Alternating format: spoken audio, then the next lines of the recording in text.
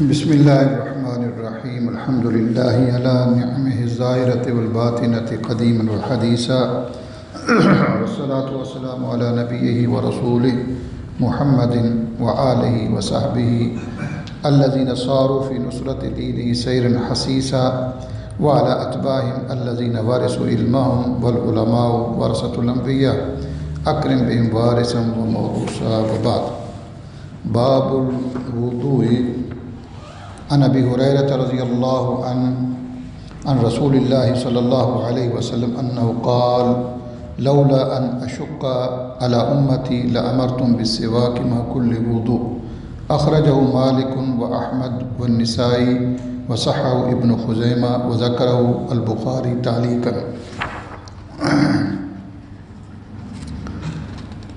محدثین کرام میں اللہ تعالیٰ نے بڑا کمال رکھا ہے، کمال کی ان کو ذہانت دی ہے اور کمال کی ان کو حکمت بھی دی ہے اور کمال کی ان کو سمجھ بھی دی ہے۔ آپ دیکھیں کہ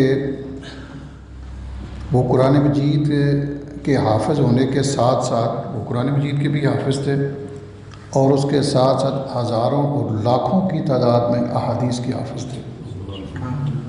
کتنی بڑی بات ہے اور کتنے بڑے اعزاز کی بات ہے، اور وہ ہر حدیث کی سند کو یعنی وہ ہم جیسے یا اکثر لوگ جو ہیں 10 سندوں کو یاد نہیں رکھ سکتے، نہ کر سکتے ہیں نہ رکھ سکتے ہیں۔ 10 سندوں کو یاد کر کے پھر ان کو یاد رکھنا، اور جب بندہ کوئی کہے کہ سناؤ تو ہم سنا نہیں سکتے، تو انہوں نے لاکھوں سندوں کو یاد رکھا ہے، اور جب کسی نے چاہا کہ اب اس حدیث کی سند بیان کرو تو انہوں نے اس حدیث کی سند بیان کر دی۔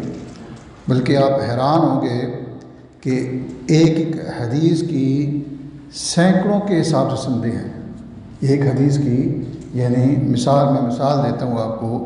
مثال کے طور پر حدیث ہے انما الاعمال بالنیات، بڑی مشہور حدیث ہے، اور اس حدیث کی 350 کے لگ بھگ سندیں ہیں، 300 سے اوپر اس کی سندیں ہیں، اور محدثین کرام رحمہم اللہ ان کے نزدیک یہ سند حدیث ہوتی ہے۔ تو جب یہ کہا جاتا ہے کہ وہ لاکھوں حدیث کے حافظ ہیں تو اس کا معنی یہ ہے کہ وہ سندوں کے حافظ ہیں، حدیث کی سندوں کے حافظ ہیں۔ مثال کے طور پر ہمارے ہاں جو عام آدمی ہیں، ہمارے نزدیک تو انما الاعمال بالنیات ایک حدیث ہے، لیکن محدثین کے نزدیک یہ 350 حدیث ہے۔ کیوں؟ اس لیے کہ اس کی سندیں تقریباً 350 کے لگ بھگ ہے، تو ان کے نزدیک وہ سند کو یاد رکھنا اور حدیث کو، اور آپ جب حدیث کی کتب کو پڑھیں تو بڑی لمبی لمبی احادیث آپ دیکھیں گے تو ان کے وہ حافظ کتنی کمال درجے کی ان کو اللہ تعالیٰ نے ذہانت دی اور ان کو حکمت بھی دی۔ اب ان کی ترتیب کو آپ دیکھیں، بعض لوگ ان کے متعلق یہ کہتے ہیں کہ ان کو جی فقہ نہیں آتی ہے، وہ صرف حدیث کو جمع کرنے والے تھے۔ حالانکہ یہ بڑی یعنی عجیب بات ہے کہ ایک آدمی وہ قرآن مجید اور حدیث کا عالم ہے تو سب سے بہتر قرآن مجید اور حدیث کی سمجھ اسی عالم کو ہوگی کہ جو قرآن مجید اور حدیث کا عالم ہے۔ اب اس آدمی کو تو دین کی سمجھ یا قرآن مجید اور حدیث کی سمجھ نہیں ہوگی جو ریاضی میں ایکسپرٹ ہے یا کسی فزکس میں ایکسپرٹ ہے یا کسی اور سبجیکٹ میں وہ بڑا ماہر ہے، تو اس کو تو وہ سمجھ نہیں ہوگی نا۔ اصل سمجھ تو اسی کو ہوگی جس نے وہ اس میں علم حاصل کیا ہے، اور جس کو قرآن مجید کا علم حاصل ہے یا حدیث کا علم حاصل ہے۔ اصل تو فقہ دراصل قرآن مجید اور حدیث کی انڈرسٹینڈنگ کا نام ہے کہ قرآن مجید کی اس آیت کا معنی مفہوم کیا ہے، اس کو فقہ کہتے ہیں، اس کو عام اپنے ایکسنٹ میں کہے تو فقہ کہہ لیں۔ حدیث اس سے یعنی اس کا معنی اور مفہوم کیا ہے، تو یہ کیا ہے، یہ حدیث کی انڈرسٹینڈنگ ہے، حدیث کی فقہ ہے۔ تو یہ قرآن مجید اور حدیث کی فقہ دراصل اس کے اصل فقیہ قسم کے لوگ ہیں نا، وہ محدثین ہیں۔ محدثین کی اگر آپ نے فقہ دیکھنی ہو تو بہت ساری چیزیں ہیں۔ مثال کے طور پر ان کے آپ ابواب کو دیکھیں جو انہوں نے حدیث پر باب قائم کیا ہوتا ہے، تو باب دراصل وہ اس حدیث کی فقہ ہوتی ہے کہ اس حدیث پر یہ باب ہے جی، تو باب دراصل وہ فقہ یعنی اس کی انڈرسٹینڈنگ ہوتی ہے۔ اس کے علاوہ آپ دیکھیں کہ یہ کتنی زبردست ترتیب ہے۔ یہ ہمارے سامنے جو ہم جس کتاب کو ہم پڑھ رہے ہیں یہ چھوٹی سی حدیث کی کتاب سمجھی جاتی ہے بلوغ المرام، لیکن یہ ہم نے اس کے مقدمے میں پڑھا کہ یہ علماء کے لیے بھی اتنی مفید ہے جتنی کہ طالب علم کے لیے مفید ہے۔ تو یہ جو ابتدائی طالب علم جیسے ہم ہیں کہ دین کی ابتدائی چیزوں کو سمجھنے کی ہمیں ضرورت ہے یا ہم سمجھتے ہیں، تو جس طرح ہمارے لیے یہ مفید ہے تو بڑے بڑے علماء کے لیے بھی یہ مفید ہے۔ اب دیکھیں کہ انہوں نے اس کتاب کی ابتدا کتاب الطہارہ سے کی ہے، طہارت سے، اور طہارت بنیادی چیز ہے۔ اب انسان کی یہ ضرورت بھی ہے اور انسان اس کے بغیر رہ بھی نہیں سکتا ہے۔ اگر انسان طاہر نہ ہو، اس کے صفائی ستھرائی اور طہارت کا خیال نہ رکھے تو ایک تو بہت ساری بیماریاں اس کو لگیں گی، دوسرا یہ ہے کہ ہر آدمی اس سے دور بھاگے گا۔ ایک کیا خیال ہے کہ ایک آدمی، اس کی زبان اگر پاک نہیں ہے، ہر وقت وہ گالی دیتا ہے تو کون اس کے قریب آئے گا؟ ایک آدمی جو دل کا گندا ہے، دل اس کا صاف نہیں ہے اور ہر وقت وہ دوسروں کے متعلق منفی سوچتا رہتا ہے یا حسد بغض رکھتا ہے تو کون اس کے قریب آئے گا؟ تو یعنی اب دیکھ رہے طہارت یہ ابتدا انہوں نے اس سے کی ہے کتاب الطہارہ سے۔ پھر اس کے بعد ان کی ترتیب اب دیکھیں اور ان کی سمجھ دیکھیں اور ان کی یعنی حکمت اور ان کی جو اللہ تعالیٰ نے ان کو جو صلاحیت عطا کی ہے کہ کتاب الطہارہ میں سب سے پہلے پانی کو لے کر آئے، پانی کے مسائل۔ اب پانی وہ طہارت کرتا ہے، اس کے ذریعے سے طہارت حاصل ہوتی ہے، تو پانی کا چیپٹر یعنی پانی کے متعلق رسول اللہ صلی اللہ علیہ وسلم کی کیا تعلیمات ہیں ان کو بیان کر دیا کہ کوئی مسلمان آدمی طہارت حاصل کرنا چاہتا ہے یا طہارت والی زندگی اپنانا چاہتا ہے تو اس کو رسول اللہ صلی اللہ علیہ وسلم کی وہ تعلیمات جو پانی سے متعلق ہیں وہ جاننا بہت ضروری ہے، تو وہ بیان کر دی۔ اچھا، اب پانی کے بعد انہوں نے باب الآنیہ ذکر کیا۔ آنیہ یعنی جو یوٹینسلز، یہ برتن ہوتے ہیں، برتنوں کے متعلق۔ اب پانی ظاہر ہے کہ برتنوں میں ڈالا جاتا ہے، تو اب غسل کرنا ہے تو تب بھی برتن عام طور پر ہوتا ہے، ہمارے یہاں تو چلو یہ ڈفرینٹ ہے، لیکن وضو کرنا ہے تب برتن ہے، غسل کرنا ہے یا کوئی ہانڈی پکانی ہے یا کوئی چائے بنانی ہے یا کوئی، تو اس میں پانی کا استعمال ہوتا ہے، تو وہ برتن کیسا ہونا چاہیے؟ رسول اللہ صلی اللہ علیہ وسلم کی تعلیمات برتنوں کے حوالے سے وہ کیا ہے وہ محدثین نے بیان کی۔ اور اس کے بعد پھر یہ کہ باب و ازالت نجاست تھی و بیانہ، کہ اگر کسی چیز کو نجس چیز پلید چیز لگ جائے، برتن ہو یا کپڑا ہو یا جسم ہو یا زمین ہو، تو اب اس کو پاک کیسے کرنا ہے؟ تو کتنی یہ زبردست ترتیب ہے، آپ حیران ہوں گے۔ انہوں نے تو یہ باقاعدہ باب قائم کیا نا، اکثر محدثین نے ایسے کیا ہے، امام بخاری ہوں یا باقی ابو داؤد، نسائی، ترمذی، ابن ماجہ وغیرہ، باقی انہوں نے ہر ایک نے باب قائم کیے ہیں، لیکن امام مسلم رحمہ اللہ نے اپنی صحیح مسلم میں کوئی باب قائم نہیں کیا۔ آپ حیران ہوں گے کہ امام مسلم رحمہ اللہ نے اپنی صحیح مسلم میں کوئی باب قائم نہیں کیا۔ بہت بعد آ کر امام نووی رحمہ اللہ نے باب اس پر قائم کیے ہیں، لیکن امام مسلم نے خود باب نہیں قائم کیے۔ لیکن اتنی شاندار ترتیب ہے کہ وہ ترتیب صرف دیکھ کر بندہ دھنگ رہ جاتا ہے۔ ایسا نہیں ہو سکتا کہ تشہد والی حدیث پہلے بیان ہو اور سجدے والی حدیث بعد میں بیان ہو، ایسا نہیں ہو سکتا۔ انہوں نے سجدے والی حدیث پہلے بیان کی ہے کیونکہ سجدہ پہلے ہے، تشہد بعد میں ہے، رکوع پہلے ہے، سجدہ بعد میں ہے، تو رکوع والی حدیث انہوں نے پہلے بیان کی ہے، قیام والی حدیث انہوں نے پہلے بیان کی ہے، تکبیر تحریمہ والی حدیث پہلے بیان کی۔ میں یہ مثال دے رہا ہوں، ایسی زبردست ترتیب ہے کہ کوئی بھی عمل جو بعد والا ہے اس کی جو حدیث ہے وہ پہلے نہیں ذکر کی۔ جیسے اب ایسا نہیں ہے کہ نماز کی حدیثیں بیان کرتے کرتے زکوٰۃ کی شروع کر دی، ایسا نہیں ہے۔ تو زکوٰۃ میں بھی وہ ترتیب رکھی، اسی طرح حج میں ترتیب رکھی، باقی جو بیوع کے مسائل ہے، خرید و فروخت میں، یعنی ایسی زبردست ان کی ترتیب یا ایسی اللہ تعالیٰ نے جو ان کو صلاحیت دی ہے، بندہ دھنگ رہ جاتا ہے۔ اور یہ اللہ تعالیٰ کی اپنی ایک شان ہے اور اس کی اپنی ایک حکمت ہے، اس نے دنیا کے معاملات میں بھی لوگوں کو بڑی چیزیں عطا کر دی ہیں۔ اب جو یہ سائنٹسٹ ہیں، یہ کس نے ان کو عطا کیا؟ اور ساری یہ حیران کن جو چیزیں یہ بناتے ہیں، ہم دیکھتے ہیں، یہ ساری چیزوں، یہ دراصل اللہ تعالیٰ کی دین ہے۔ تو اللہ تعالیٰ یہ بتانا چاہتا ہے کہ جس طرح دنیا کی چیزوں میں اللہ تعالیٰ نے بعض لوگوں کو صلاحیتوں سے نوازا ہے، بالکل دین کے اندر بھی اللہ تعالیٰ نے صلاحیتوں سے نوازا ہے، اس پر اس کا انکار نہیں کرنا چاہیے، کیونکہ یہ باتیں اس لیے بتانی ضروری ہے کیونکہ بعض لوگ کہتے ہیں وہ نہیں جی اتنی حدیثیں یاد کون کر سکتا ہے، اتنی یہ ایسے بندہ حافظ بن کیسے سکتا ہے جی، یہ کتابیں بندہ لکھ کیسے سکتا ہے جی، وہ اپنے حساب سے سوچتے رہتے ہیں۔ حالانکہ اللہ تعالیٰ نے دنیا کے اندر بھی، یعنی دنیاوی جو چیزیں ہیں ان کے اندر بھی اللہ تعالیٰ نے انسانوں میں کمالات رکھے ہیں، تو بالکل دین کے اندر بھی۔ تو یہ جو چیپٹر ہے یہ کتاب الطہارہ کا، یہ کتاب الطہارہ کی یہ جو باب ہے، یہ اس کا بلوغ المرام کی جو کتاب ہے، اس کا یہ جو باب ہم ابھی آج شروع کر رہے ہیں، یہ باب الوضو ہے، باب الوضو، جو ہم اپنے ایکسیٹ میں اس کو وضو کا باب، کے وضو کے متعلق نبی اکرم صلی اللہ علیہ وسلم کی کیا تعلیمات ہیں، تو اس حوالے سے یعنی یہ چیپٹر ہے۔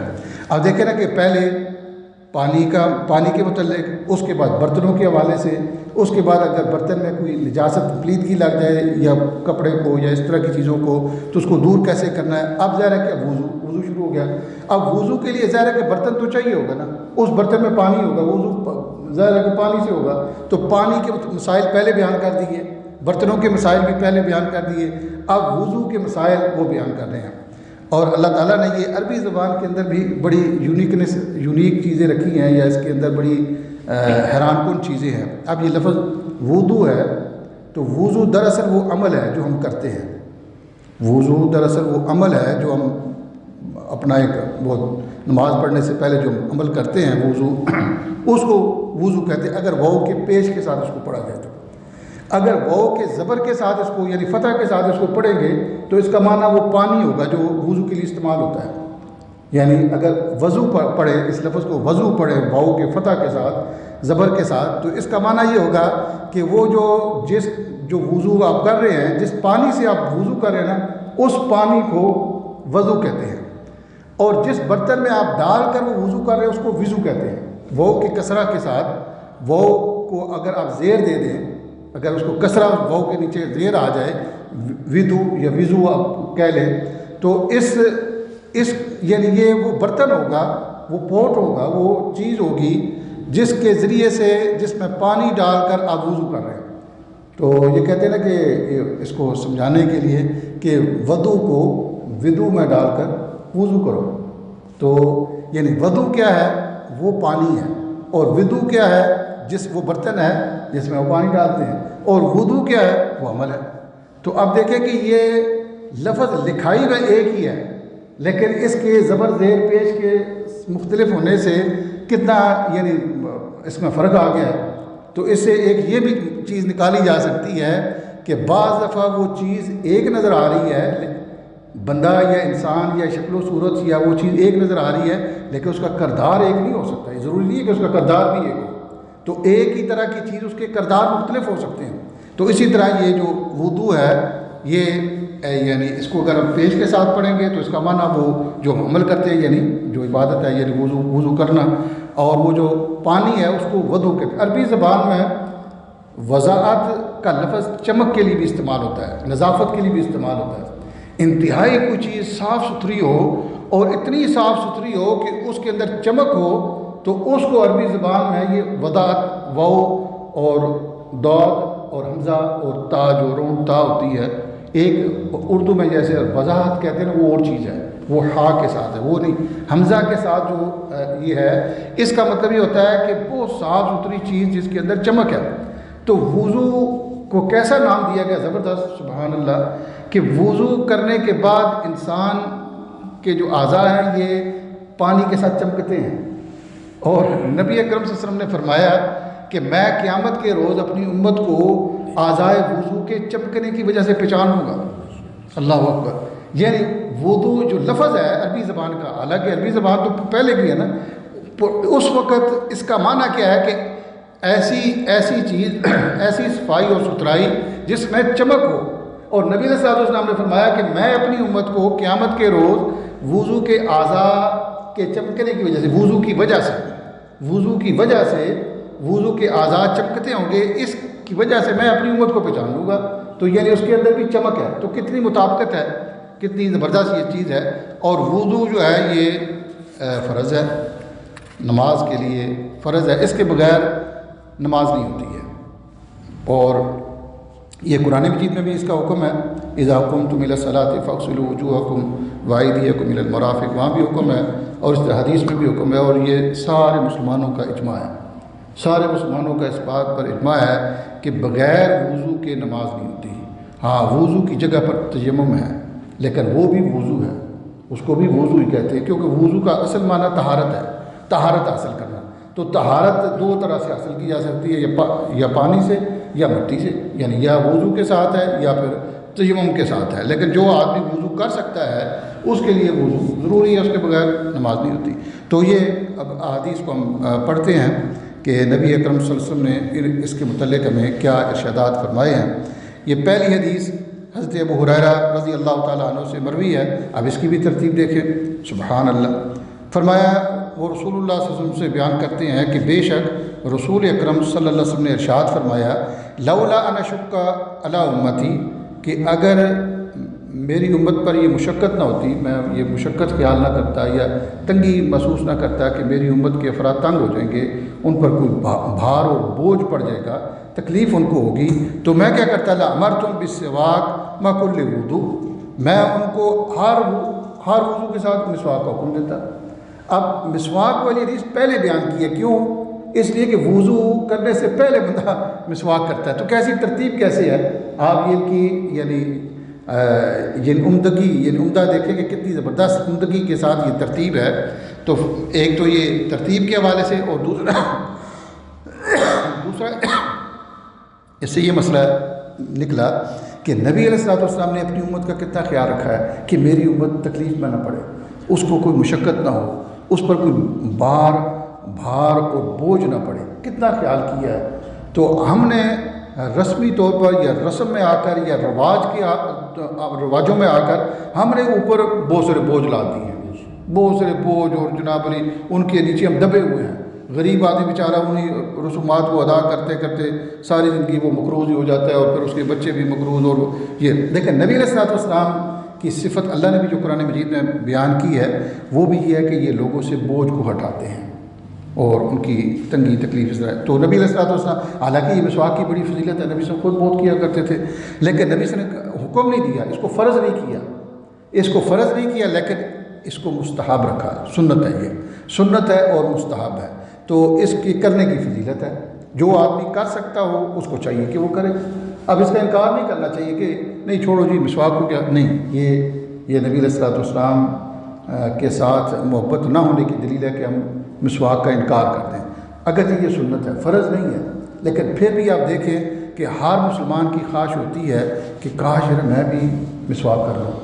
تو اسی طرح باقی بھی سنتے ہیں نماز کے اندر، جیسے آمین بلند آواز سے ہے، رفع الیدین رکوع کے وقت، رکوع کے بعد، تو جس طرح یہ سنت ہم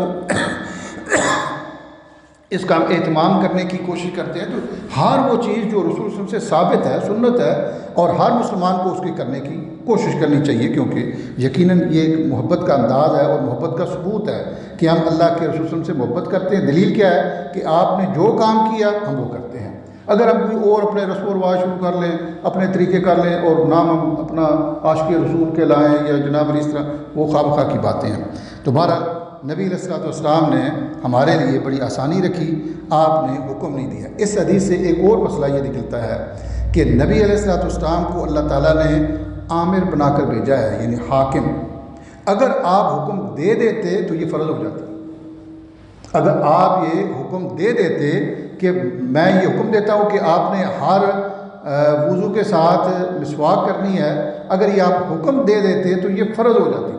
تو اس کا معنی یہ ہوا کہ ہر وہ حدیث جس میں رسول نے حکم دیا ہوا ہے وہ فرض ہے، الا یہ کہ اس کا کوئی تخصیص ثابت ہو جائے کہ یہ حکم فرض نہیں ہے، یہ اس سے کم درجے کا رکھتا ہے، ترغیب کے لیے ہے۔ ادروائز اگر اس میں کوئی اس طرح کی بات نہ ہو تو وہ فرض ہوگا۔ تو یہ حدیث امام مالک نے اس کو بیان کیا، متفق مالک میں، اور امام احمد بن حنبل رحمہ اللہ نے اپنی مسند میں اس کو ذکر کیا، امام نسائی نے اس کو نسائی میں، اور امام ابن خزیمہ رحمہ اللہ نے اس کو صحیح کہا ہے، اور اسی طرح امام بخاری نے بھی اس کو تعلیقاً بیان کیا ہے، یعنی بعض احادیث کو امام بخاری نے اپنی صحیح حدیث میں، صحیح بخاری میں بغیر سند کی حدیث بیان کی ہے، ٹھیک ہے نا، تو اس کو تعلیقاً کہتے ہیں کہ یہ حدیث تعلیقاً بیان ہوئی ہے یا معلق بیان ہوئی ہے۔ تو معلق دراصل ایسی حدیث کو کہتے ہیں کہ جس کی سند نہ ہو، تو وہ سند چونکہ ان کی شرائط پر نہیں اتر رہی تھی، بہت ساری اس کی وجوہات ہیں کہ انہوں نے تعلیقاً کیوں بیان کیا ہے، تو وہ ہمارا یعنی موضوع نہیں ہے، لیکن مختصر طور پر کہ بعض دفعہ وہ ان کی شرائط پر وہ نہیں اتری ہوتی، بعض دفعہ وہ ضرورت محسوس نہیں کرتے، بعض دفعہ وہ کسی دوسری جگہ وہ اس کو انہوں نے بیان کیا ہوتا ہے. تو بہت سارے اس کی وجوہات ہیں جس کی وجہ سے انہوں نے بعض احادیث کو بغیر سند کے بھی بیان کیا ہے. تو جب ہم کہتے ہیں کہ بخاری کی ساری احادیث صحیح ہیں تو وہ احادیث ہیں جو سندن ذکر ہیں، جن کی سند موجود ہے. سند کے ساتھ جتنی بھی احادیث امام بخاری رحمہ اللہ نے بیان کی ہیں صحیح بخاری کے اندر، وہ ساری کی ساری صحیح ہیں، اور یہی حال صحیح مسلم کا بھی ہے. یہ اگلی حدیث ہے حضرت حمران سے، یہ حدیث ہم پڑھتے ہیں آج کے درس کی آخری حدیث. فرماتے ہیں کہ انا عثمان، حضرت عثمان رضی اللہ تعالیٰ عنہ نے دعا بے وضوء، یا وہ لفظ ہے دعا بے وضوء، وضو کا پانی یا وضو کا پانی منگوایا. تو وضو کا معنی پانی منگوایا کہ پانی لے کر آؤ جی وضو کے لیے. پھر کیا کیا؟ فغسل کفیہ، سب سے پہلے آپ نے اپنی ہتھیلیوں کو دھویا. انہوں نے اپنی ہتھیلیاں کتنی بار؟ 3 مرات. اب دیکھیں حدیث میں ہر ایک چیز کی وضاحت ہے. 3 بار دھویا. پھر ثم تمزمز واستنشق واستنثر، یہ 3 الفاظ ہیں اور اس میں عام مسلمان بہت ساری کوتاہی کرتے ہیں، اس لیے اس کو توجہ کے ساتھ سنیں. ثم تمزمز، پھر آپ نے کلی کی. پھر واستنشق، پھر آپ نے پانی ناک میں چڑھایا. جذب کرنے کو کہتے ہیں، اوپر ڈال کر اوپر کھینچنے کو دراصل کہتے ہیں. پانی ہاتھ میں لے کر ناک کی طرف قریب اس کو لے کر جا کر اوپر کھینچنے کو کہتے ہیں. تو ہم جب وضو کرتے ہیں تو کھینچتے نہیں ہیں، صرف اشارہ کرتے ہیں اس کو. تو اوپر اچھی طرح کھینچنا، اس کے لیے یہ استنشاق کا معنی ہے. اور پھر واستنثر، پھر اس کو جھاڑنا. یہ دونوں عمل ہیں. بعض دفعہ ویسے ہی بس اس کو ایسے کر کے چھوڑ دیتے ہیں، تو یہ کمپلیٹ نہیں ہے. کمپلیٹ کیا ہے کہ پہلے اچھی طرح اس کو پانی اندر داخل کرو تاکہ وہ جذب ہو جائے. اور حتیٰ کہ نبی نے کہا کہ بالغ فی الاستنشاق، کہ استنشاق کرتے وقت یعنی اس کو جذب کرتے وقت، کھینچتے وقت پانی کو آپ مبالغہ کریں، اچھی طرح ہو. اور الا ان تکون صائما، ہاں اگر روزے کی حالت میں ہو تو پھر نہیں. روزے کی حالت میں ہو تو پھر نہ کرو، کیونکہ ناک کے ذریعے سے پانی حلق میں چلا جاتا ہے اور پھر وہ معدے میں چلا جاتا ہے. تو اس لیے لیکن عام حالت میں فرمایا کہ استنشاق کرو اچھی طریقے سے اور پھر اس کو جھاڑ دو. پھر ثم غسل وجہہ، پھر آپ نے اپنے چہرے کو دھویا 3 مرات، 3 مرتبہ. اب دیکھیں کہ قرآن مجید میں یہ نہ مزمزے کا ذکر ہے، نہ کلی کا ذکر ہے، نہ ناک میں پانی چڑھانے کا ذکر ہے. ٹھیک ہے نا؟ تو بندہ کہ میرے لیے قرآن مجید ہی کافی ہے، تو یہ بات درست نہیں ہے. قرآن مجید اور حدیث دونوں مل کر ہمارا دین ہے. یہ اس کے بغیر ہمارا دین ممکن ہی نہیں ہے کہ ہم کہیں کہ صرف قرآن مجید ہمارا دین ہے. یہ نہیں ہے پاسبل. یہ دونوں مل کر ایک دوسرے کی وضاحت کرتے اور ایک دوسرے کی تائید کرتے، اور نبی علیہ الصلوۃ والسلام نے اس کی یعنی وضاحت کی. تو یہ کلی کرنا، ناک میں پانی چڑھانا، پھر ناک کو اچھی طرح صاف کرنا. پھر کیا کیا جی؟ چہرے کو دھویا 3 مرتبہ. ثم غسل ید الیمنی الی المرفق 3 مرات، پھر آپ اپنے دایاں ہاتھ دھویا. دایاں ہاتھ دھویا کونی سمیت، یہ جو کونی ہوتی ہے ایلبو، اس سمیت دھویا. اب یہاں بھی لوگ غلطی کرتے ہیں. غلطی کیا کرتے ہیں کہ لوگ ہاتھ کو دھوتے وقت یہاں یہ کلائی سے، رسٹ سے دھوتے ہیں. یہاں سے وہ بعض دفعہ نیچے اپنی ٹوٹی کے نیچے یا کوئی لوٹا وغیرہ بھی ہے تو یہاں سے وہ دھونا شروع کرتے ہیں، جبکہ ہاتھ انگلیوں کے پوروں سے شروع ہوتا ہے. ہاتھ کی ابتدا یہاں سے ہے، یہاں سے لے کر یہاں تک دھونا یہ ضروری ہے وضو کے اندر، ادروائز وضو نہیں ہوگا. کیونکہ یہ جو پہلی بار ہم دھو رہے ہیں یہ وضو کا حصہ نہیں ہے. جو پہلی بار ہم دھو رہے ہوتے ہیں وہ دراصل صفائی کے لیے دھو رہے ہوتے ہیں. کیونکہ اللہ تعالیٰ نے قرآن مجید میں کیا فرمایا ہے کہ اذا قمتم الی الصلاۃ فاغسلوا وجوہکم. یہ نہیں کہا کہ ہاتھ کو دھو. اللہ نے کہا جب تم نماز کے ارادے سے کھڑے ہو تو کیا کرو؟ اپنے چہرے کو دھو. تو سب سے پہلا جو حصہ ہے وہ چہرہ ہے. پہلا جو پارٹ ہے وضو کا وہ چہرہ ہے، ہاتھ نہیں ہے. ہاتھوں کو کیوں یہ پنجوں ان ہتھیلیوں کو کیوں دھویا جاتا ہے؟ تاکہ اچھی طرح کلیننگ ہو جائے، صفائی ہو جائے، کیونکہ ہم نے اس کے ذریعے سے کلی کرنی ہے اور اسی کے ذریعے اپنا منہ دھونا ہے. تو یہ صفائی ستھرائی کے لیے ہے. اور اسی سے دلیل پکڑی گئی ہے کہ جس برتن میں آپ نے وضو کا پانی ڈالا ہوا ہے وہ برتن صاف ہونا ضروری ہے. کیونکہ جس طرح ہاتھوں کو صاف کرنا پانی کے ساتھ ضروری ہے، اسی طرح جس برتن میں آپ وضو کا پانی ڈال رہے ہیں یا غسل کا پانی رکھ رہے ہیں اس برتن کا پاک ہونا ضروری ہے. تو یہ ہے کہ ہاتھ یہاں انگلی کے پوروں سے شروع ہوگا اور ایلبو یہ جو پیچھے کونی ہے اس سمیت اس کو دھویا جائے گا 3 بار. آگے حدیث دوسری بھی ہیں کہ 2 بار بھی کر سکتے ہیں 1 بار بھی کر سکتے ہیں. بہرحال اس حدیث میں 3 بار ہے. ثم الیسرا پھر لیفٹ کو دائیں کو کیا بائیں کو کیا پہلے دائیں کو پھر بائیں کو مثل ذالک اسی طرح. ثم مسح براسہ پھر آپ نے اپنے سر کا مسح کیا. ثم غسل رجلہ الیمنی پھر آپ نے اپنا دایاں پاؤں دھویا کعبین ٹخنوں سمیت. اور اس میں کانوں کے مسح کا ذکر نہیں ہے. تو اس سے ایک اور دلیل یہ ملتی ہے کہ کسی ایک حدیث میں ساری چیزیں نہیں بیان ہوئی. ایک حدیث میں نہ پوری نماز بیان ہوئی ہے نہ ہی وضو کا بیان ہے نہ ہی زکوٰۃ کے مسائل ہیں نہ ہی حج کے مسائل ہیں نہ ہی پورا دین. دراصل احادیث کے مجموعے کا نام ہے. جہاں جہاں کوئی حدیث ملے گی اس ساری ان احادیث کو آپس میں کمبائن کر کے پھر اس تعلیمات کے مطابق ہم عمل کریں گے. بعض لوگ ضد کرتے رہتے ہیں انہیں جی آپ جو ہے نا یہ اسی حدیث میں یہ چیز بھی دکھائیں اسی حدیث میں یہ ایک ہی حدیث ہو. یہ بھئی دوسری حدیث کو کیا وہ اللہ کے رسول کی نہیں ہے وہ کسی اور نبی کی ہے یا وہ کسی اور شخص کی ہے وہ بھی تو اللہ کے رسول صلی اللہ علیہ وسلم کی ہے. اصل بات یہ ہے کہ وہ رسول صلی اللہ علیہ وسلم سے ثابت ہو. جو چیز رسول صلی اللہ علیہ وسلم سے ثابت ہو جہاں بھی ہو تو اس حدیث کے مطابق عمل کرنا چاہیے. تو نبی علیہ السلام سے دوسری احادیث میں کانوں کے مسح کا ذکر ہے وہ انشاءاللہ آگے بیان ہوگا اس کا.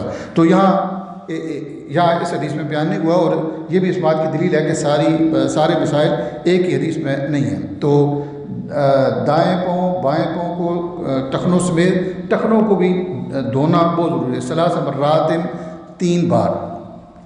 ہاں اگر آپ نے موزے وغیرہ پہنے ہو یا جرابیں وغیرہ پہنی ہو تو پھر ان پر مسح ہے. لیکن یہاں یہ بات بہت ضروری ہے کہ آج کل کی جو جرابیں پتہ نہیں یہ کہاں سے لوگوں نے نکالی ہیں کہ وہ ٹخنوں سے نیچے ہوتی ہیں. وہ صرف پاؤں کو اس نے جو پاؤں ہے اس کو کور کیا اس پر مسح نہیں ہوتا ہے. مسح صرف اس جراب پر ہے جس نے اچھی طرح ٹخنے کو ڈھانپا ہوا ہے. تو ہمارے بہت سارے لوگ جو ہے نا پتہ نہیں یہ حالانکہ جراب اگر اوپر ہو جائے تو اچھی بات ہے تاکہ وہ پورا گرمی حاصل کرنے کے لیے تو عام طور پر کرتے ہیں. لیکن آج کل یہ رواج ہے پھر وہ پتہ نہیں وہ مسح بھی شاید اسی پر کرتے ہوں گے. تو بہرحال ان چیزوں کا خیال رکھنا اور ان کا علم حاصل کرنا ضروری ہے.